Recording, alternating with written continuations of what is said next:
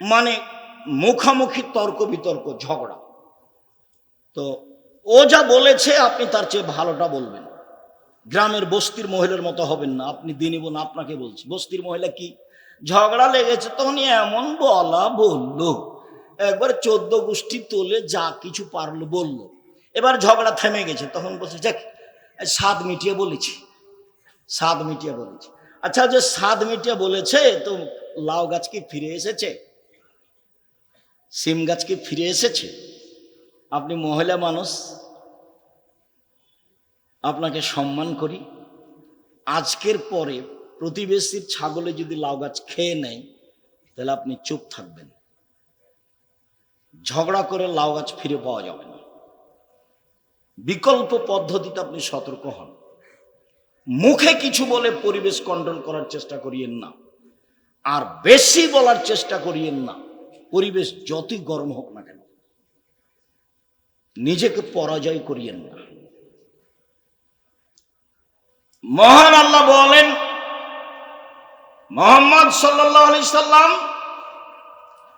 ফাবিমা রাহমাতিম মিনাল্লাহ লিনতা লাহুম ওয়া কুনতা ফাদদান গালিদাল কলব লান ফাযু মিন হাওলিক।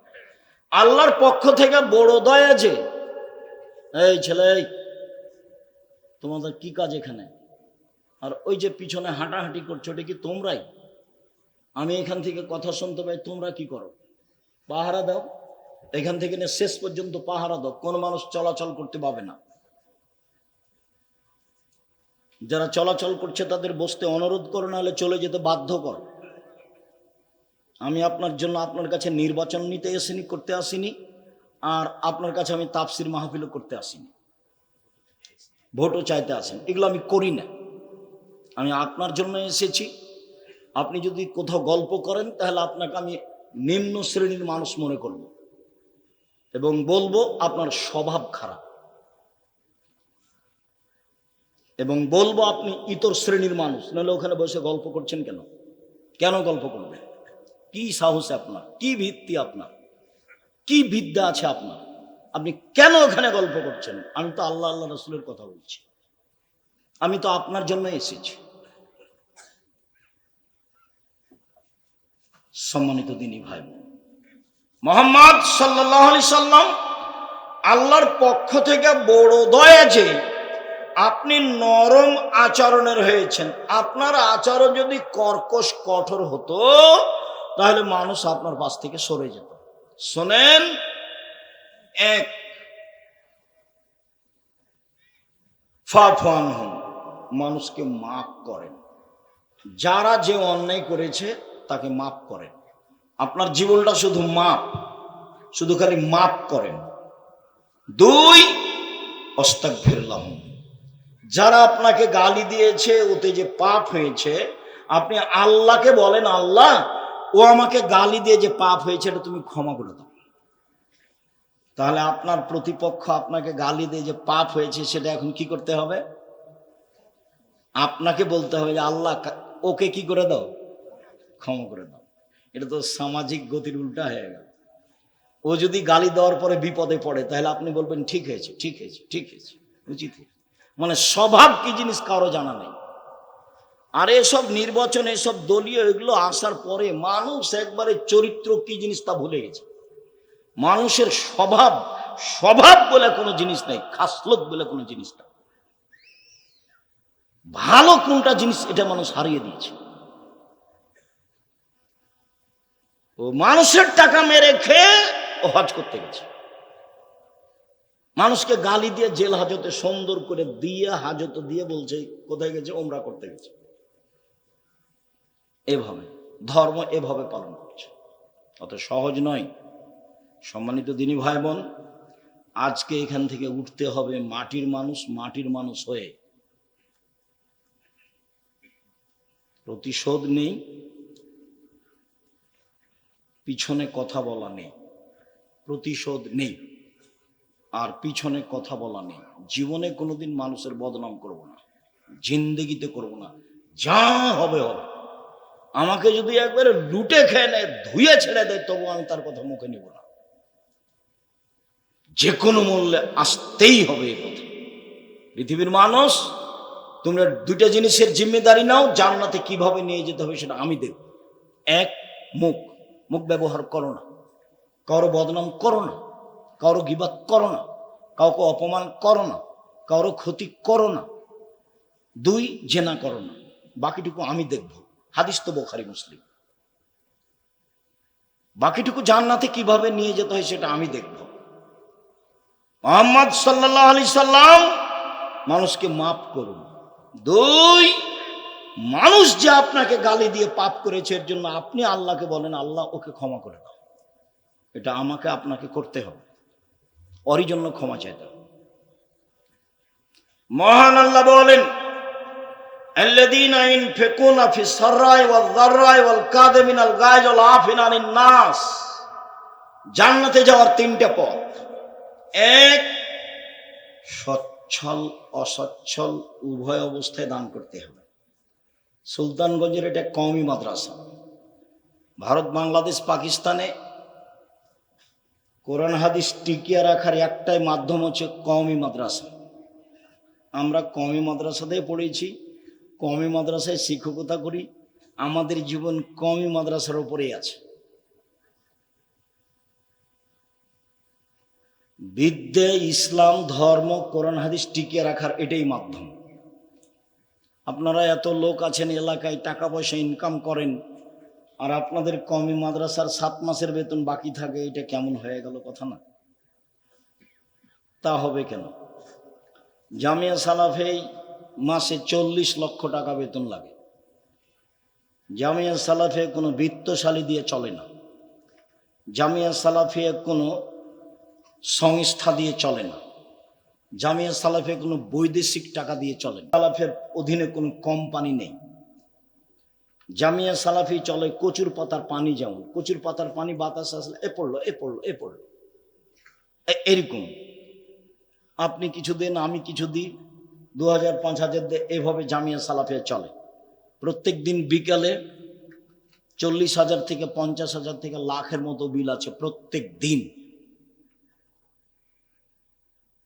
তো আপনারটা এরকম অসহায় থাকবে কেন? ইবাদতের জগতে সবচেয়ে শক্তিশালী ইবাদত হলো দান। দানই একটা ইবাদত যেটা একটা থেকে আরেকটা ঘটাতে পারে। হজ পারে না, রমজান মাসের সিয়াম পারে না, রোজা পারে না। দানই একটা জিনিস যেটা একটা থেকে আরেকটা ঘটাতে পারে। কি ঘটাতে পারে? আপনি আপনার বাপ মায়ের নামে দান করলেন, কবরের শাস্তি বন্ধ হয়ে যাবে। এটা আমি বলিনি, এ কথা মুহাম্মদ সাল্লাল্লাহু আলাইহি ওয়াসাল্লাম বলেছেন। কি হতে পারে? আপনার উপরে আল্লাহ খুব ক্ষিপ্ত, আপনাকে জাহান্নামে দিয়ে দিবেন। দান করলেন, তখন আল্লাহ ওটা মিটে গেছে, রাগ মিটে গেছে, আর কথা নেই। কি হতে পারে? দান করলে পানি দিয়ে যেমন আগুন নিভিয়ে যায়, দান দিয়ে তেমন পাপ মিটে যায়। একজন সাহাবে এসে বলছেন, আল্লাহ নবী, আমার মা হঠাৎ মারা গেছে, কথা বলতে পারলে দান করতেন, আমি দান করলে আমার মায়ের নেকি হবে কি? বলে, নাম, হ্যাঁ হবে। হাদিস বুখারী মুসলিম। একজন এসে বলছে, আল্লাহ নবী, আমার আব্বা মারা গেছেন, জমি জায়গা ছেড়ে গেছেন, কোনো ওসিয়ত করে যাননি, আমি যদি আমার বাপের নামে দান করি তাহলে আমার বাপের পাপ মিটে যাবে কি? আল্লাহর নাম, আল্লাহ রসুল বলেন হ্যাঁ। তখন তিনি বলেননি ছোট পাপ বড় পাপ, তিনি বলেছেন মিটে যাবে। তা বাপের বাড়িতে থাকছেন, খাচ্ছেন, বাপের জন্য কি করলেন, মায়ের জন্য কি করলেন? বেঁচে ছিল তখন তো মন ভরে গালি দিয়েছে, মন খারাপ খুব, মা সবচেয়ে খারাপ মানুষ, অনেক কিছু করেছেন, একটু পরে আসছে। সম্মানিত দিনী ভাই বোন, সচ্ছল অসচ্ছল অবস্থায় দান করলে জান্নাত হবে। এক। দুই, অল কাজ মিনাল গায়জ, রাগ দিয়ে কোনো কাজ নিতে হবে না। আমি আমার চোখে দেখা, যেহেতু আমি দিয়াড়ের মানুষ, কাজে আমি দেখেছি এই লোকগুলো স্ত্রীর উপরে একটুকু শুকরিয়া আদায় করে না, কৃতজ্ঞতা প্রকাশ করে না। আরে ভোর রাতে উঠে জাঁতাতে আটা পিসেছে, ঢেঁকিতে ধান ভেঙেছে, তারপরে এসে গরুগুলো বাইর করেছে, দিয়ে রুটি তৈরি করেছে, রুটি তৈরি করে মাঠে দিয়ে পাঠিয়েছে, তারপরে গোহিল পরিষ্কার করেছে, তারপরে নোন্দা তৈরি করেছে, তারপরে লোকটা এসে দেখছে যে লাইনতে পানি দেয়নি, তখন বলছে, তুই উমুকের বাচ্চা, উমুক লাইনতে পানি দিসনি কেন? তো যে ভোর রাত থেকে এতক্ষণ করলো, ওই একটুকু দাম দেয় না। মানে এইটুকু কাজের সরিষা সমপরিমাণ তার কাছে দাম নেই। এটা আমার দুই চোখ দিন রাত দেখছে। কই আপনি তো বলতে পারলেন একবার জাযাকাল্লাহ খায়ের, তুমি অনেক কাজ করেছো, ভোর রাত্রে উঠে পিষেছো, এগুলো রেডি করেছো, আটা সেনেছো, রুটি বানিয়েছো, তারপর বাড়িতে আগুন ছিল না, পাশের বাড়ি থেকে আগুন নিয়ে এসেছে, সব আপনার চোখের উপরে আছে। এরপরে আপনি একটু শুকরিয়া আদায় করতে পারলেন না, জাযাকাল্লাহ খায়ের বলতে পারলেন না।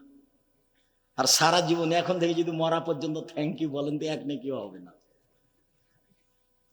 এখন থেকে যত মানুষের উপকার করছে সবাইকে কি বলবেন? Thank you. কিয়ামত পর্যন্ত বললে এক নেকিও হবে না। কি বলতে হবে? জাযাকাল্লাহ খায়ের। তা আপনি যে এক গিলাস পানি দিলেন, তো আমি বললাম জাযাকাল্লাহ খায়ের, তো এক গিলাস পানির প্রতিদান দিতে আমি কাকে বললাম? আল্লাহকে বললাম।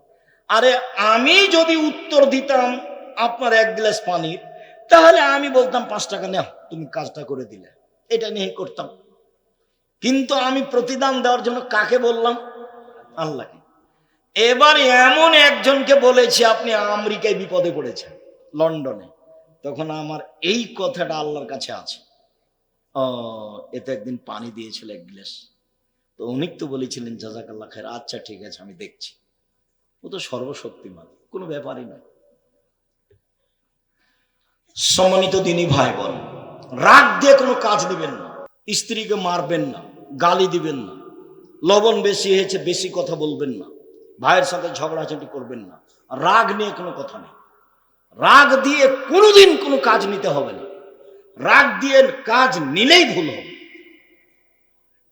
আর দিনী বোনদের বলি একটু এখন মনে রাখবেন, 1 মিনিট, এই মেয়ে কথা বলছো কেন?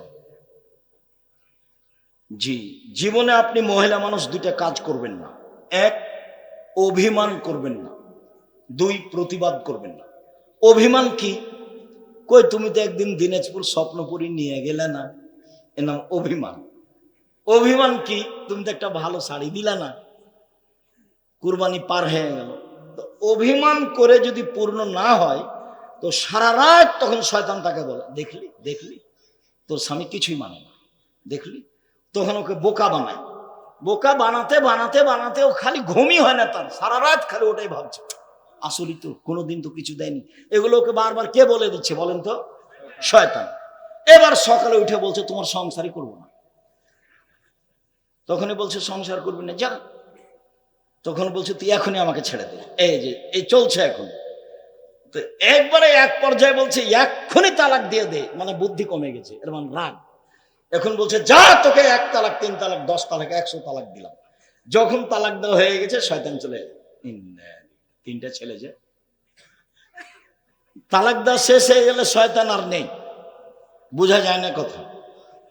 তালাক দেওয়া শেষ হয়ে গেলে শয়তান চলে যাবে। এখন দেখেন কেমন বিপদ।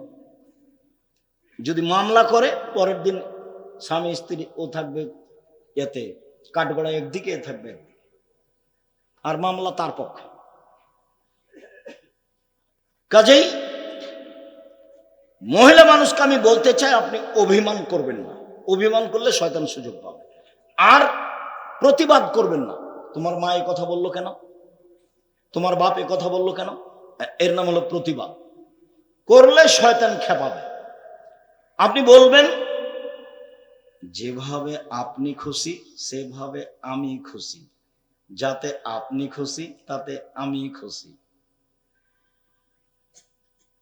মোটা কাপড়ে আপনি খুশি তো মোটা কাপড়ে আমি খুশি, চিকন কাপড়ে আপনি খুশি তো চিকন কাপড়ে আমি খুশি। আমি আপনার পায়ের নিচে জীবন বিলিয়ে দিতে চাই, আমি নিজে থেকে কিছু বলতে চাই না। তখন শয়তান কোনো কাজ পাবে না, চুপটি লেগে চলে যাবে, এখানে কোনো কাজ নেই। এই জন্য আপনি সংসারে কোনোদিন অভিমান করবেন না আর প্রতিবাদ করবেন না।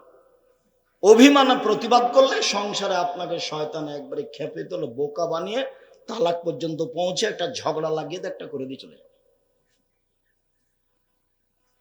সম্মানিত দিনী বোন, 2, রাগ নিয়ে কোনো কথা নেই। 3, নাস, মানুষকে মাফ করতে হবে। আচ্ছা ঠিক আছে, যা হয়েছে হয়েছে, মাফ করলাম, ছাড়। এখন সমাজ এমন, কেউ কাউকে ছাড় দেয় না। ছাড় বলে কোনো জিনিসই নাই। যার কারণে মারামারি, যার কারণে হইচই, যার কারণে গন্ডগোল, কেউ কাউকে মানে না। ও বলছে যে আমাকে নমিনেশন দেয়নি। কেমনে দেয়নি তা দেখে ছেড়ে দেবো? ও কেমনে পায়? মানে ছাড় বলে কোনো জিনিস নাই। অথচ ছাড় না থাকলে সংসার চলবে না, ছাড় লাগবে। অলাফের নাস, মানুষকে মাফ করতে হবে। তিনটে পথ জান্নাতের, এটা হলো সদাচরণের বড় দিক। এক, ধনী হলেও দান, গরিব হলেও দান। ধনী মানুষ 50,000, গরিব মানুষ 5 টাকা। 2, রাগ দিয়ে কোনো কাজ নেই। 3, মাপ। সম্মানিত দিনী ভাই বোন, সদাচরণ, সদাচরণ এমন একটা জিনিস যা দিয়ে সবচেয়ে দামি জান্নাত পাওয়া যায়। সদাচরণ এমন একটা জিনিস যা দিয়ে সবচেয়ে দামি জান্নাত পাওয়া যায়। আবু মুসা আশারী রাদিয়াল্লাহু তাআলা আনহু বলেন, রাসূল সাল্লাল্লাহু আলাইহি সাল্লাম একদা বললেন, শোনো, ইন্না ফিল জান্নাতে গোরাফ ইরা জাহিরুহা মিন বাতিনিহা বাতিনুহা মিন জাহিরিহা। জান্নাতে এত দামি দামি উন্নত মানের ঘর আছে যার বাহির থেকে ভিতর দেখা যায়, ভিতর থেকে বাহির দেখা যায়, এখানে টক টক টক টক করছে। সাহাবীগণ বলছেন, লেমান হাজিহি, আল্লাহ রাসূল এত দামি ঘর কে পাবে? তখন আল্লাহ রাসূল বলছেন, লেমান আলানাল কালামা, যার স্বভাব ভালো নরম সে পাবে, যার চাল চলন ভালো সে পাবে। কই তাহাজ্জুদ দিয়ে পাওয়া যাবে এই কথা তো বলছেন না। যার ভালো চাল চলন সে দামি জান্নাত পাবে। ভালো চাল চলন দিয়ে জান্নাতুল ফেরদাউস পাওয়া যাবে। এমন কোন ইবাদত নাই দুনিয়াতে যার বিনিময় সরাসরি জান্নাতুল ফেরদাউস, শুধুমাত্র ভালো ভালো চাল চলন ছাড়া। উমামা বাহিনী রাদিয়াল্লাহু তাআলা আনহু বলেন, রাসূল সাল্লাল্লাহু আলাইহি সাল্লাম বলেন, পৃথিবীর মানুষ মনে রেখো, আনা জাইমুন বে বাইতিন লিমান তারাকাল মেরাহ ওয়া ইন কানা মুহিক্কা। কেউ যদি তর্ক ছেড়ে দেয়, সত্য হলেও তর্ক করবে না। আব্দুর রাজ্জাক সাহেব এটা বলেছেন, আরে না এটা বলেছেন, আরে না এটা বলেছেন, ঠিক আছে আমি গেলাম, আসসালামু আলাইকুম, আপনার সাথে কোনো কথা নেই। সত্য হলেও কেউ যদি তর্ক ছেড়ে দেয়, আমি মুহাম্মদ সাল্লাল্লাহু আলাইহি সাল্লাম তাকে জান্নাতে একটা ঘর নিয়ে দেব। 1, 2, অবে বাইতিন ফিরাবাজিল জান্নাহ লিমান তারাকাল কিযবা ওয়া ইন কানা মাযিহ। মজাক করে হলেও যদি মানুষ মিথ্যা কথা না বলে, তাহলে আমি তাকে জান্নাতের মাঝামাঝিতে একটা ঘর নিয়ে দেব। মিথ্যা কথা বলা হবে না। মিথ্যা দিয়ে সমাজ গড়া। এখন সমাজ কি দিয়ে গড়া? মিথ্যা দিয়ে। ধোঁকাবাজ, মিথ্যুক, শয়তান, নিম্ন শ্রেণীর মানুষ। বাপে বলছে যে মিথ্যা কথা বলে পার হয়ে গেছিস বেটা, ভালো হয়েছে, তুই বুদ্ধিমান বেটা। ও হলো ধূর্ত। যে মিথ্যা কথা বলে সে হলো ধূর্ত, চালাক। ও বুদ্ধিমান নয়, ও খারাপ, ও ইতর শ্রেণীর মানুষ, ও নিম্ন শ্রেণীর মানুষ। ওর বাপ যদি ওকে সহযোগিতা করে, ওর বাপও ইতর শ্রেণীর মানুষ। সদাচরণ কি জিনিস তা জানেন। এই ছেলে, সম্মানিত দিনী ভাই বোন, এবার আল্লাহ রাসূল বলছেন, আলাল জান্নাহ লিমান হাসানা খুলুকাহু। কেউ যদি তার চাল চলনকে ভালো করে, আমি মুহাম্মদ সাল্লাল্লাহু আলাইহি ওয়াসাল্লাম তাকে জান্নাতুল ফেরদাউস নিয়ে দেব। এইবার জীবনে কোনোদিন আপনি মহিলা মানুষ ননদের সাথে ঝগড়া করতে পাবেন না। স্বামীর পক্ষ হয়ে ননদের বিরুদ্ধে মুখ খুলবেন না। ননদ যা বলছে বলছে। জীবনে কোনোদিন আপনি জায়ের সাথে ঝগড়া করবেন না। বড় যা যা বলেছে বলেছে, মুখখান বন্ধ রাখবেন। আর জায়ের সাথে যদি গন্ডগোল হয়ে থাকে, তাহলে আজকেই সব ভোর হতে হতে ক্ষমা নিতে হবে। আমি কি ঝগড়া করেছি, আমি কি ঝগড়া করেছি, আমার বড় যাইতে ঝগড়া লাগেছে, আমি বড় যাই, আমার কি ঠেকাবা দিয়েছে, আমি কেন যাবো কথা বলতে, আমি কেন যাবো কথা বলতে। এটি কি ভালো চাল চলন হলো? এটা ভালো চাল চলন নয়।